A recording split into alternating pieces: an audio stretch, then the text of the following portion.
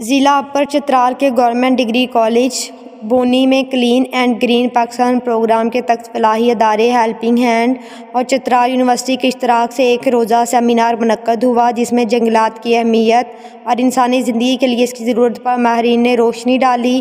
اس دوران girls college میں زیتون کے پودے بھی طالبات نے لگائے۔ مزید تفصیل دیکھتے ہیں گل حماد فروقی کی اس رپورٹ میں۔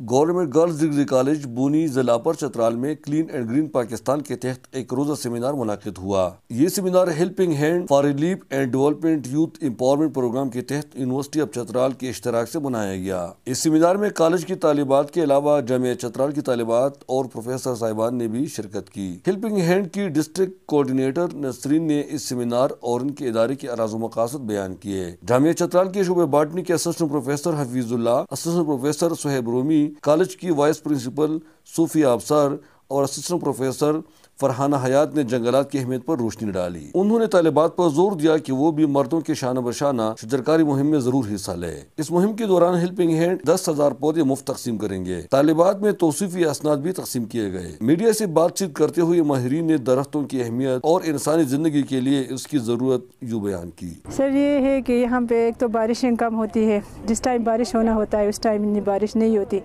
اور سر پہاڑوں کو چھوڑے یہاں پہ کالج میں ہمارے اندر دیکھیے یہ بھی بہت بیرن ہے، آپ کو نظر آ رہا ہے پیچھے، آپ کا کیمرہ یہ دکھا سکتا ہے کہ یہاں پہ بھی گرینری بہت کم ہے۔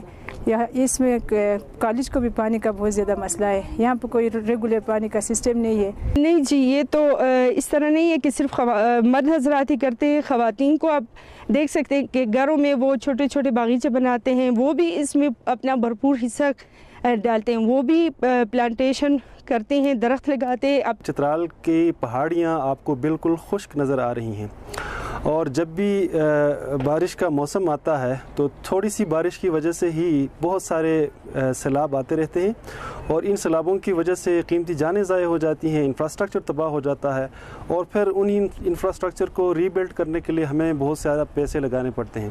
آخر میں جامعہ چترال اور بونی کالج کی طالبات اور پروفیسر خواتین و حضرات نے زیتون کے پودے بھی لگائے۔ پودے اور درخت ہمارے دوست ہیں، جنہیں صرف ہمیں تازہ آکسیجن دیتے ہیں۔